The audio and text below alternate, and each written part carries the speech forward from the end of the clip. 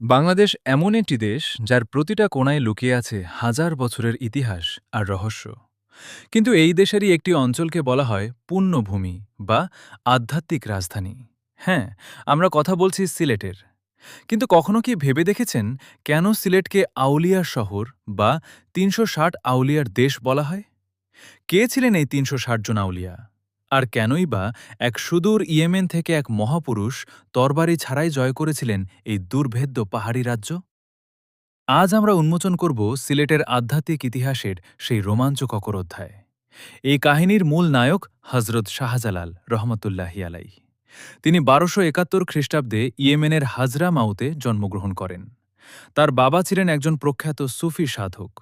শৈশবেই মা বাবাকে হারানোর পর তিনি তার মামা সৈয়দ আহমদ কবিরের কাছে বড় হন।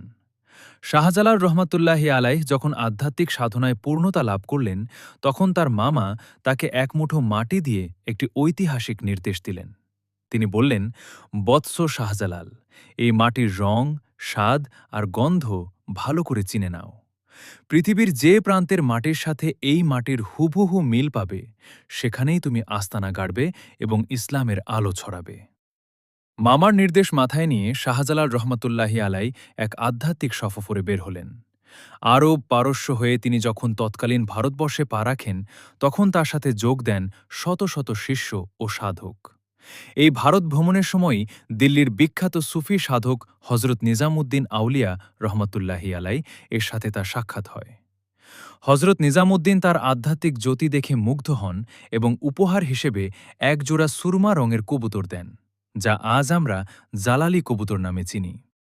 এখন প্রশ্ন আসে, শাহজালাল রহমতুল্লাহি আলাই সিলেটে এলেন কিভাবে?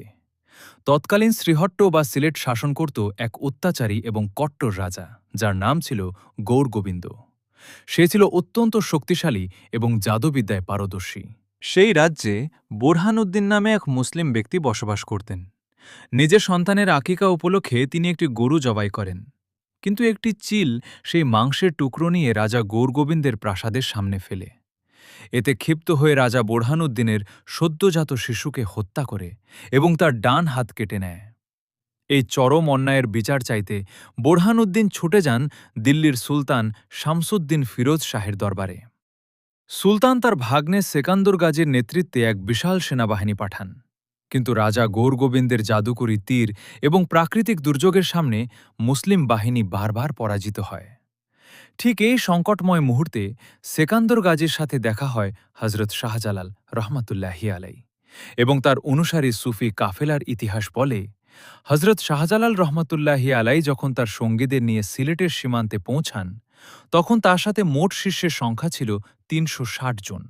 আর এখান থেকে শুরু হয় ৩৬০ আউলিয়ার রহস্য। রাজা গৌরগোবিন্দ নদী পার হওয়ার সব নৌকা পারাপার বন্ধ করে দিয়েছিলেন। কিন্তু আধ্যাত্মিক শক্তি কি আর নদী দিয়ে আটকে রাখা যায়? লোকমুখে প্রচলিত আছে, হজরত শাহজালাল রহমতুল্লাহি আলাই তার ৩৬০ জন আউলিয়াকে নিয়ে জায়নামাজে চড়ে সুরমা নদী পার হন। যখন তারা সিলেটের মাটিতে পা রাখলেন, তখন শাহজালাল রহমতুল্লাহি আলাই তার ইয়েমেন থেকে আনা সেই মাটির সাথে সিলেটের মাটির তুলনা করলেন। আশ্চর্যভাবে মাটির রং, গন্ধ আর স্বাদ মিলে গেল হুবহু। শাহজালাল রহমতুল্লাহি আলাই বুঝলেন, এটাই তার গন্তব্য। শাহজালাল রহমতুল্লাহি আলাই নির্দেশে হজরত শাহপরান রহমতুল্লাহি আলাই যখন সিলেটের আকাশে উচ্চ স্বরে আজান দিলেন, তখন রাজা গৌরগোবিন্দের জাদুকরী পাথরের প্রাসাদ ভেঙে পড়তে শুরু করে। গৌরগোবিন্দ ভয় পেয়ে পালিয়ে যায়। কোনো রক্তক্ষয়ী যুদ্ধ ছাড়াই কেবল আধ্যাত্মিক শক্তি আর ন্যায়ের শক্তিতে ১৩০৩ খ্রিস্টাব্দে সিলেট বিজিত হয়।